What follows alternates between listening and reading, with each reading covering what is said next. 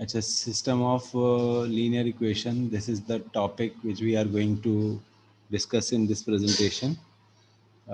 Suppose we have a system of n by m equations.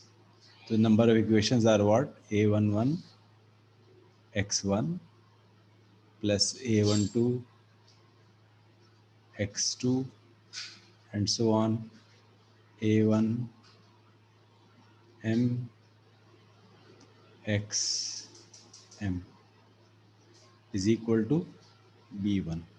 This is the first equation. In the same way, we have another equation a21 x1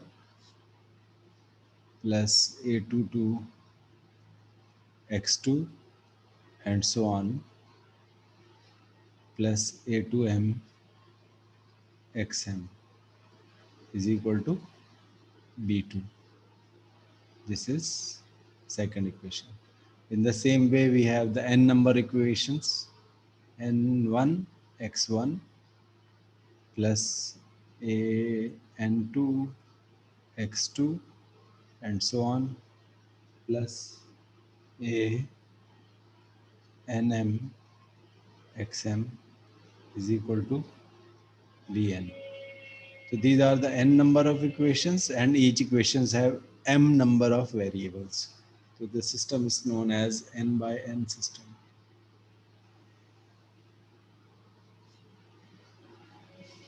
If we are interested to solve this system by matrix method, so we will have to convert this into the three matrices. One matrix is known as the matrix of coefficients. Matrix of coefficients.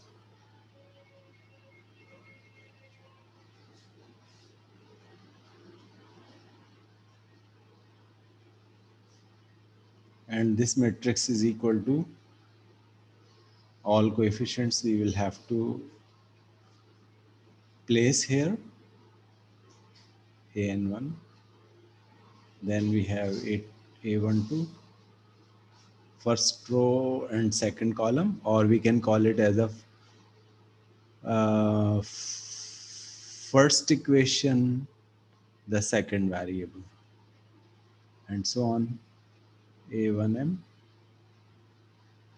and here we have a22, a2m, not 2m, yes, it is a2m, and the last equation is an2, and so on, anm. This is known as the matrix of coefficients, and we have a matrix of unknowns. The unknowns are x1, x2, and xm. M number of unknowns we have, and we have a matrix of constants. This is known as B, and the matrix of constants can be written as B1, B2, and Bn. With the help of these three matrices, we can solve this entire system. If we are interested to solve this system by inversion method, then we can write down the system as Ax is equal B. This is the general form of writing the system. If I solve this equation, Ax is equal to B, then I will get this entire system. This entire system will be obtained by Ax is equal to B. And we are interested to find out the vector x.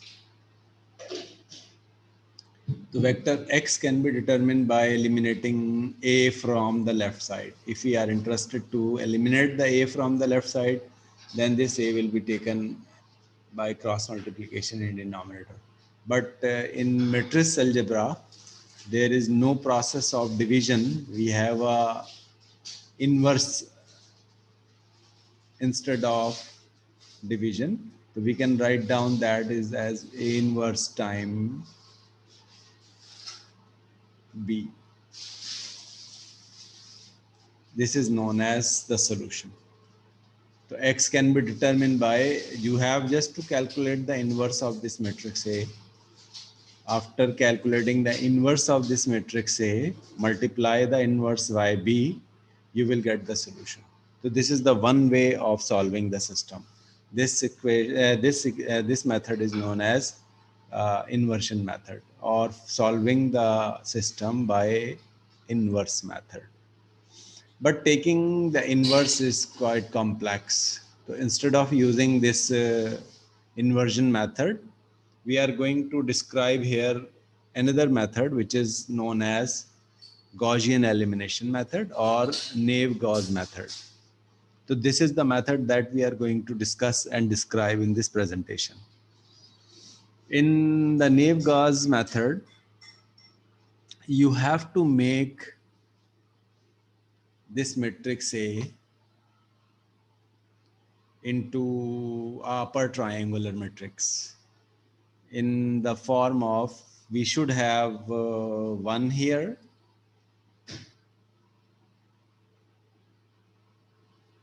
at this place we should have 1. Then you have to make zeros below that. So these coefficients should be made to the zeros. Then make this is to be 1, and the next step you have to make all of them to the 0, and so on. This procedure is to be repeated. And the last thing is you have to convert this A and M to the 1, so that we will get a upper triangular matrix. This is the first step of Naive-Gauss method. The second step is known as backward substitution. Backward substitution method will give us the values of the coefficients or the values of the constants. So this Naive-Gauss method based on the 2 steps. The first step is to convert this entire matrix into a upper triangular matrix. In that upper triangular matrix, all of the diagonal elements will be 1 and all of the lower diagonal elements are 0. All of the lower diagonal elements are to be 0. And then we have to multiply, and then we have to apply the second step. And the second step will be what? The second step will be backward substitution. By the backward substitution, we directly have one value, the last value. And then we have the 2 elements in the second last row, and then solving the equation by the last value will be substituted in the second last one. Then we will get the 2 constants. Then same procedure is to be repeated till the first equation. So this is the way of solving by the Naive-Gauss method. So I'm going to start formally the slides of this presentation. In this presentation, this is the concept of vectors. All of you have the idea about the vectors. This is known as row vector. This is called as a column vector.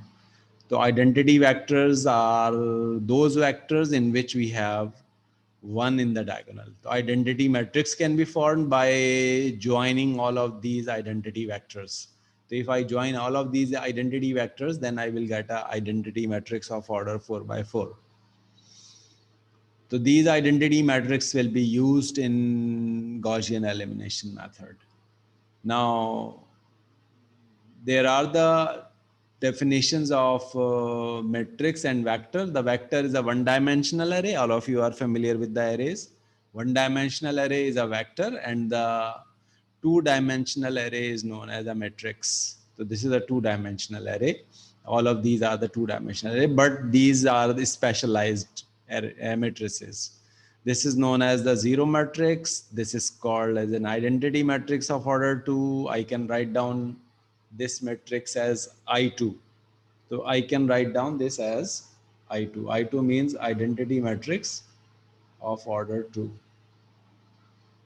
This is called diagonal matrix, and this is called tri-diagonal matrix. So these are the terms which we can use for these other matrices. that transpose will be equal to the matrix itself. And this matrix is called the upper triangular matrix. In the upper triangular matrix, the bottom triangle will be 0. We can have the lower triangular matrix in which the top elements will be 0, and we have the numbers in the bottom elements. So these are the basic definitions in the matrices. I'm not going to discuss these in details because all of you are already familiar with these. This is the square matrix. You can find the determinant of this matrix. All of you are familiar how to calculate the determinant of the matrix. That is very important, because if the determinant of a matrix is 0, means the system cannot be solved. If the determinant of the system of a matrix is 0, then we cannot solve the system. The reason is, as I told you earlier, the solution can be obtained by x is equal to A inverse time B. If determinant is 0, then the formula of A inverse is what? The formula of A inverse is adjoint of A divided by the determinant of A. If the determinant of A is 0, then we have a 0 in denominator. That is why inverse does not exist.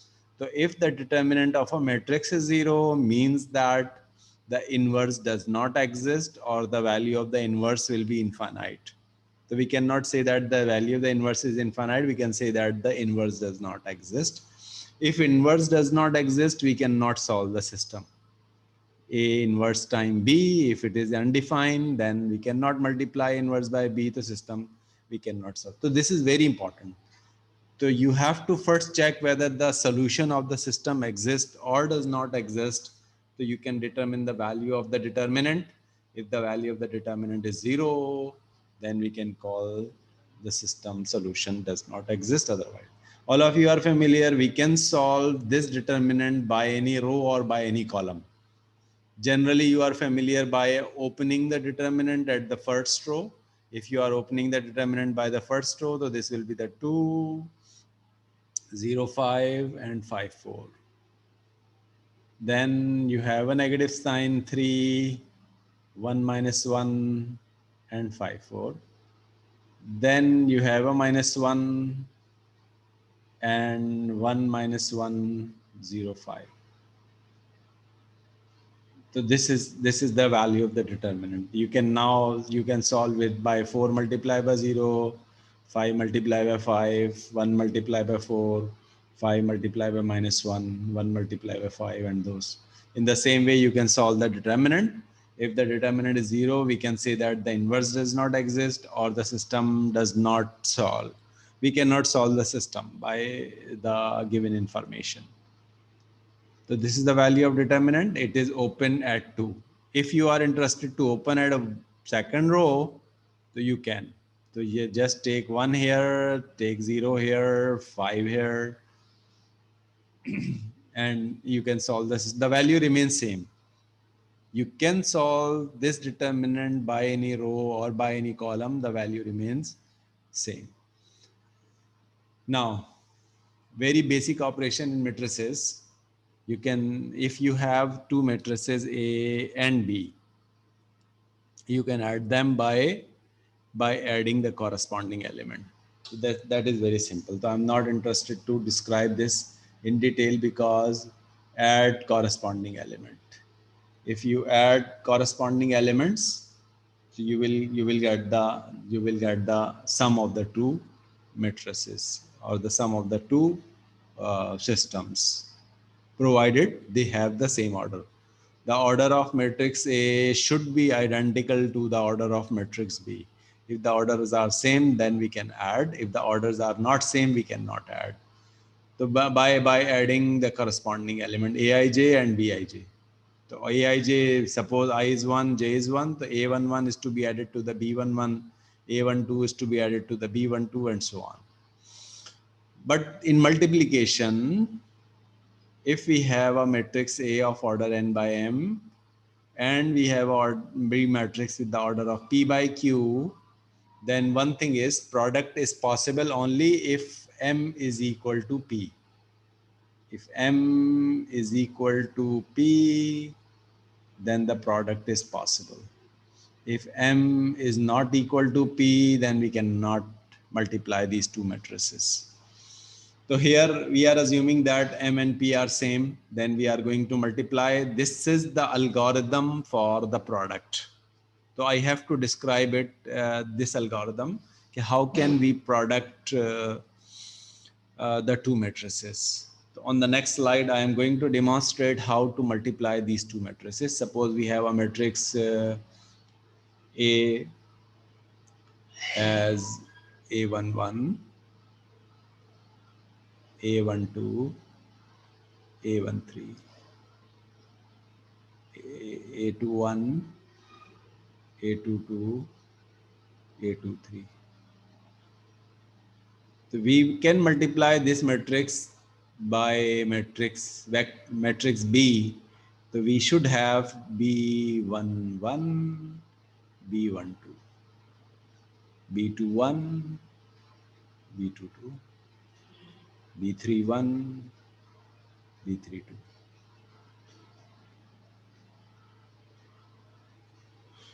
Now, this sigma is representing only the value of the product. So this is the one element of the product matrix. What that element is, this is indicating one element. How this one element is computed? A11 multiplied by V11. So the first element can be computed by A11 by B11. Then we have a plus sign. Plus of what? A12 multiplied by B21. Plus what?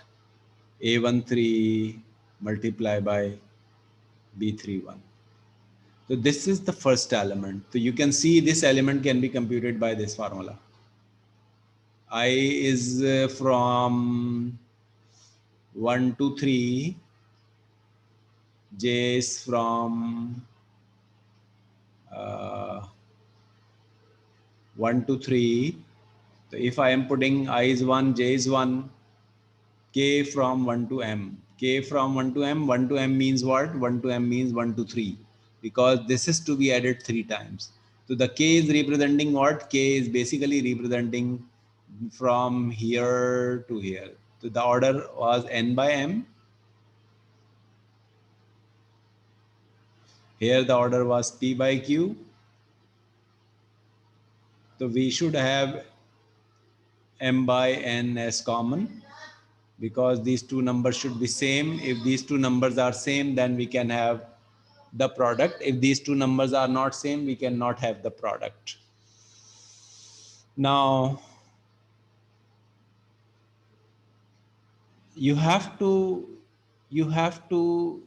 repeat this process by either M time or by P times, because this is to be repeated by either M or P times. So it is basically 1, 2, 3. This is 1, 2, 3. This is same. Now we have to change the row number or the column number. Suppose I am changing the column number here. So if I am changing the column number here, so this will becomes A11, B11. Column number I am going to change, so this is B12 plus A12 multiply by B22 plus A13 multiply by B32. So this is the second column. Now third can be obtained by changing the row. So A21, B11, A22, B21, A23, B31. Now we have to change column here. A21, B12 plus A22 and B22 plus A23 and B32. In the same way, you have to repeat. So this is a matrix of 2 by 2 order. and this can be obtained by this process. By this process you can have. So we have to run the 3 loops. We have to run the 3 loops. Why 3 loops are required? 3 nested loops. Why 3 nested loops are required? Because one loop is going to run from 1 to n, and another loop is going to run from 1 to q, and the last loop will be run from 1 to either m or by p. So if I am going to write down these 3 loops for I is equal to 1 to n, for nested loop, because we have j is equal to 1 to p, 1 to q, for k is equal to 1 to either m or p, because m and p both are common and both have the same value. So we can run the third loop by this. And the product is stored in another matrix. The name of that matrix is C, and I j is equal to A I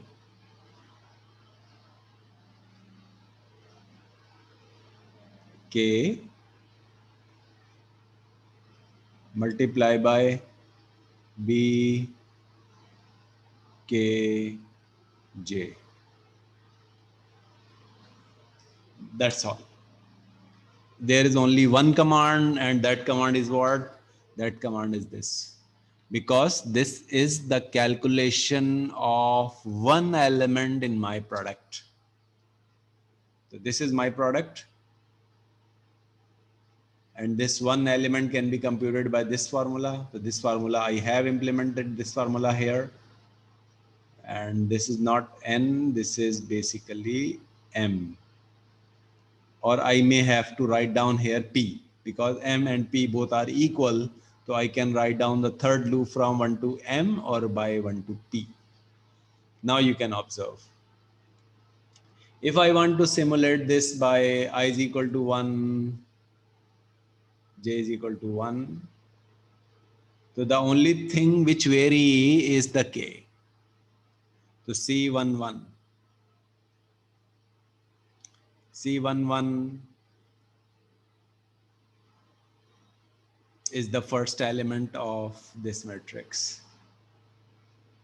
The first element of this matrix is C11. Now what is to be done? I, value of I is 1. Here we have a 1. The value of k, initially we will have the value of k is 1. So I have 1 here. So this is A11. So A11 is this. I have to multiply the A11 with k is 1, j is 1. So k is 1 and j is 1, and these two multiplied. A11 is to be multiplied by B11. So this number will be obtained. This product will be obtained. Then next k.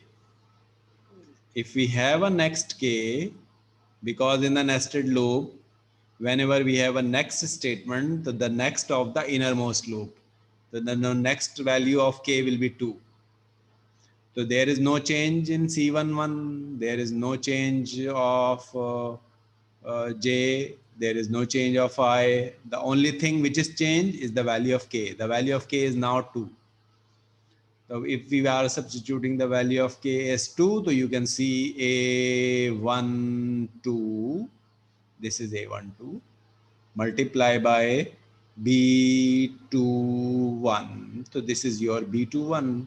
So my second product is this, A12 multiplied by B21. So you can see that this is the correct product. Now I have. Then I have to take a next k. If I will take the next k, this will be 3. If I have 3 here, so you can see that this product will be obtained. How this product will be obtained? The value of I is 1, the value of j is 1. The only thing which is changed is the value of k. So I have A13.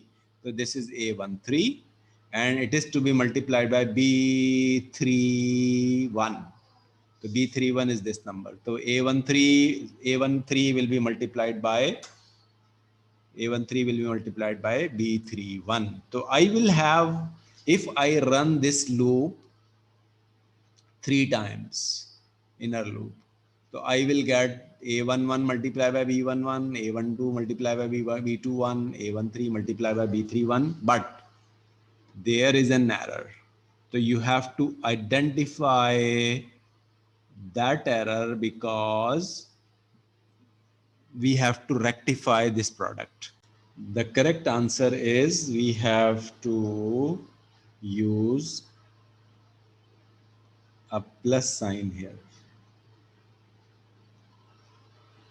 We have to use a plus sign here. This should be equal to plus equal to.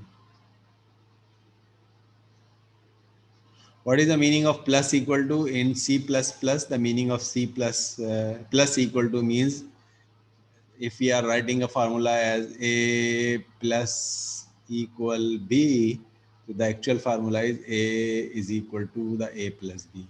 So now the actual formula will be equal to Cij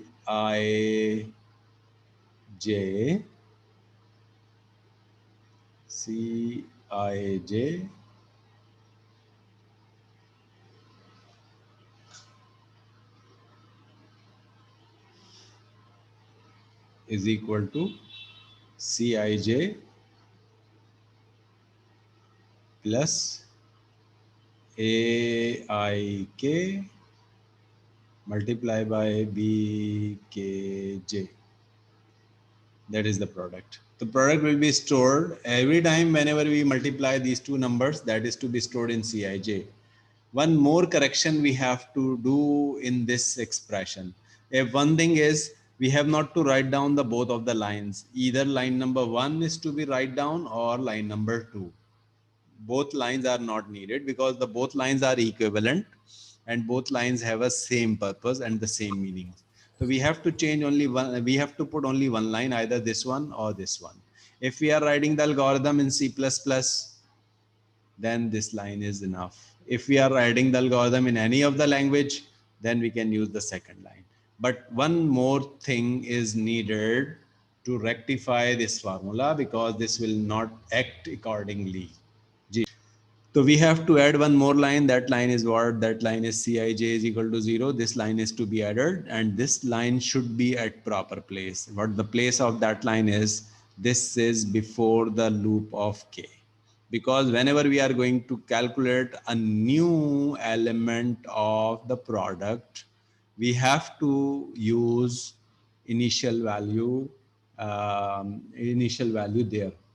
We have to move the initial value there. That is why we should have a 0 0 at this place. So this is the process of multiplying the two matrices. Now we are moving to the next slide.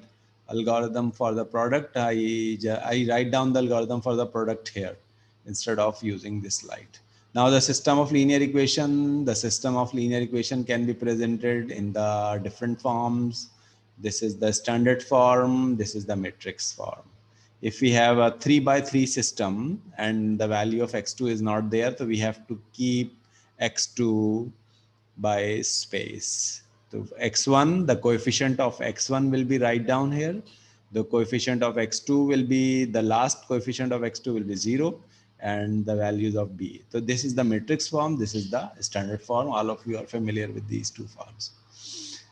Now, if we have these two equations, means we have a 2 by 2 system. So can I solve this system? Is it possible to solve this system?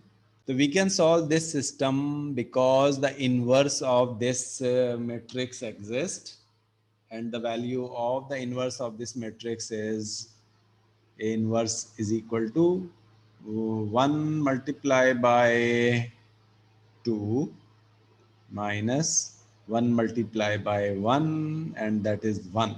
The inverse exists, that is why the solution exists. What is the value of the solution? We can have the value of the solution by 3 and 1 and 2. These are the two values of the solution. The value of x1 is 1 and the value of x2 is 2. The solution is possible in the first case. What about the solution of the equation in the second case? Now we have the three versions of the same two equations. The equation number 1 is this: x1, x2, 3 and x1, 2, x2. So all values are linearly independent. You can see that left hand side is linearly independent as well as the right hand side is linearly independent. If I subtract these two equations, so I will get the solution by elimination method. So we can solve the system by any method. If we are solving this system by elimination, this is minus, this is minus, this is minus. X1 will be cancelled out. X2 minus 2x2 becomes minus x2 is equal to 3 minus y becomes minus 2. So the value of x2 is equal to the 2. If we got the value of x2, then we can have the value of x1. X1 can be obtained by 3 minus x2. And this is equal to 3 minus 2. That is equal to 1. The solution is 1, 2 is the solution of the system. But in the case where the equations are not completely linearly independent, so we can have the left hand side is linearly dependent, but not the right hand side. So if I am solving the system by multiplying the first equation by 2, so we have this 2, this is 4, this is 6, and the left hand side becomes what? The left hand side becomes 0. This is also be 0 by subtraction signs, and is equal to, we have 1. So 0 is equal to 1 is inconsistent. Means is doesn't means 0 is equal to 1 is not an equation. We can call it as an inconsistent solution we have. So if it is the case where the left hand side is linearly dependent but not the right hand side, so we can call as the inconsistent solution. In the third case, we have infinite solutions. So if we have this equation, the second equation you can see is completely depending on the first one. Multiply by 2 the x1, multiply by 2 the x2, the multiply by the constant. So if I'm going to solve this system, so this is 2x1, this is 4x2, this is 6, and if I'm subtracting with the negative signs, so 0 minus 0 is equal to 0. So we can say it is 0 is equal to 0, means we can have infinite number of solution in this case. So these are the three situations. All of you should be familiar with these three solutions.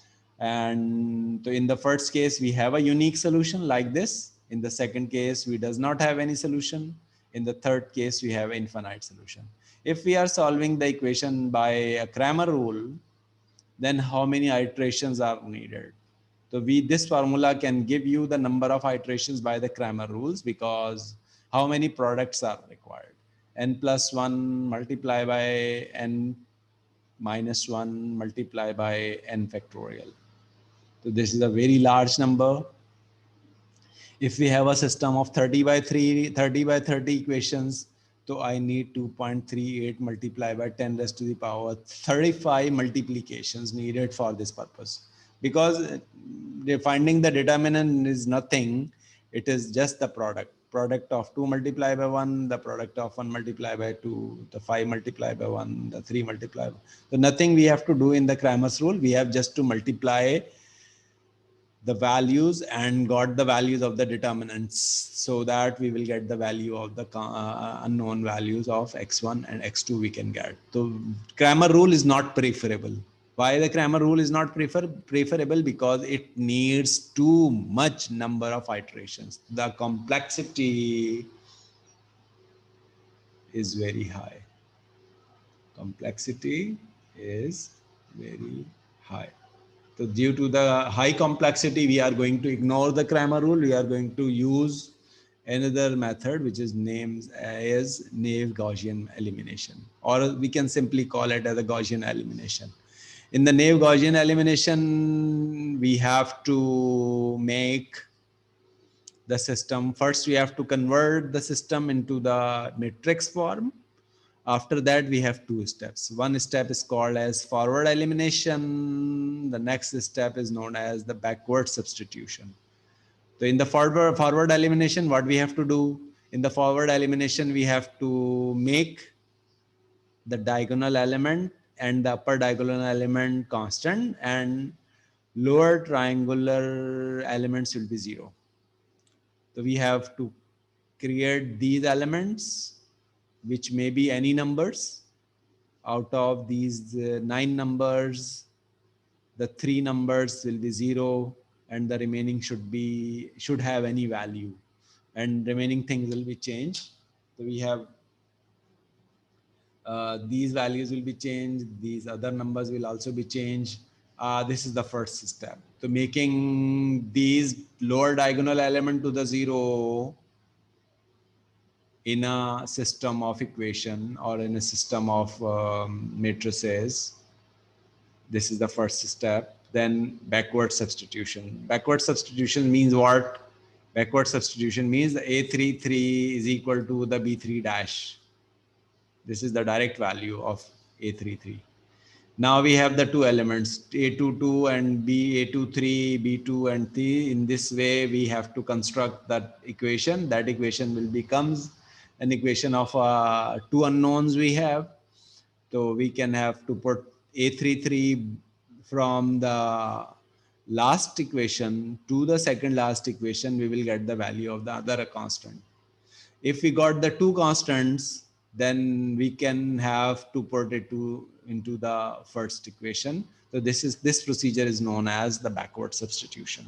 The forward elimination and backward substitution, this procedure is named as Naive-Gauss elimination method. If anyone what are the valid row operations? Valid row operations are needed because for making forward elimination, we need row operations. So these are the two valid row operations, adding the multiple of one row to the another row. We can add entire one row to the another row. I can say that row number 1 is to be added to the row number 2, it is allowed. Or row number 3 is to be subtracted from row number 1, it is allowed. So adding two rows in a determinant, sorry, in this system, or subtracting two rows in this system, this is allowed. Another thing which is allowed is multiplying any two rows by a non-zero constant. And then we can add this to the another row. Multiplying, suppose row number 3 can be multiplied by 5. So this is to be multiplied by 5, this is to be multiplied by 5, this is, and this is, and this is. So we can multiply all these things with the 5. After multiplying it by 5, we can add to the another row. This can be done. You can add. So by multiplying any number, then you can add this to the row number. So adding and multiplication, these two are the only allowed procedure. Non-zero number, we cannot multiply any row by 0. We cannot multiply any row by 0. This is not allowed. We cannot add a constant number into any row. It is not allowed. So these are the not allowed operations, and two operations are allowed, which are here. Now you can ask